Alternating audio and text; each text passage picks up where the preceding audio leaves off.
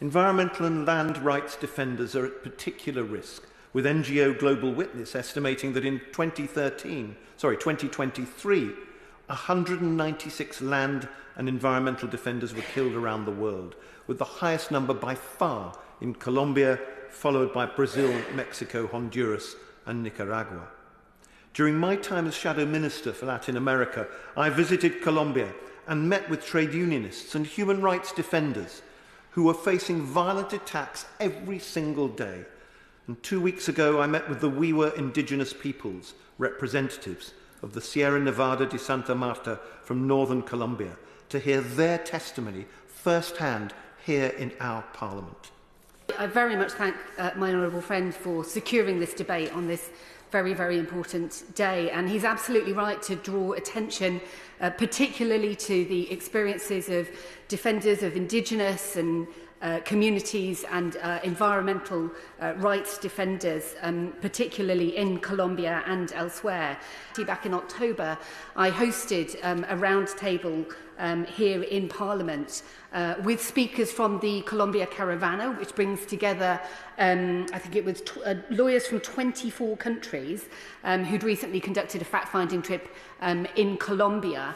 And they highlighted the increasing power of illegal armed groups, particularly in areas with no or limited state presence, and the serious threat these groups pose to rights defenders. And we heard really powerful testimony from the leader of an Indigenous Peoples Reserve speaking about the threats that his community was under. He called for the UK government to do everything possible to ensure that UK companies are held to account for the impact of their action. I think it's very important that we recognise the extraordinary, brave and courageous work of people like those individuals who were there that day, like the human rights defenders we heard very recently from Peru, and like the individuals that I mentioned from the Wiwa peoples of Colombia.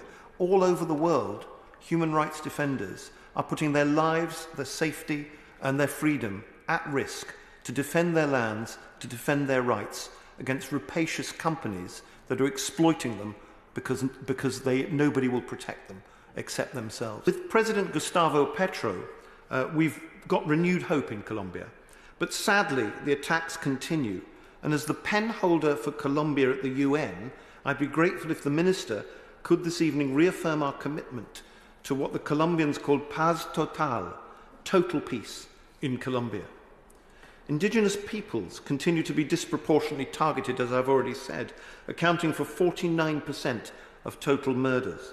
The UK and like-minded countries must help support and protect human rights defenders.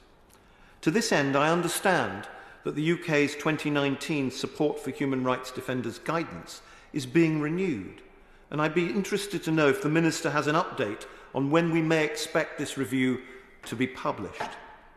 Given the crucial role that human rights defenders play in fostering peace, justice and inclusive development, I'd ask the FCDO to continue elevating the guidance to a more comprehensive strategy with benchmarks for officials and for posts which could then be adapted to specific country situations.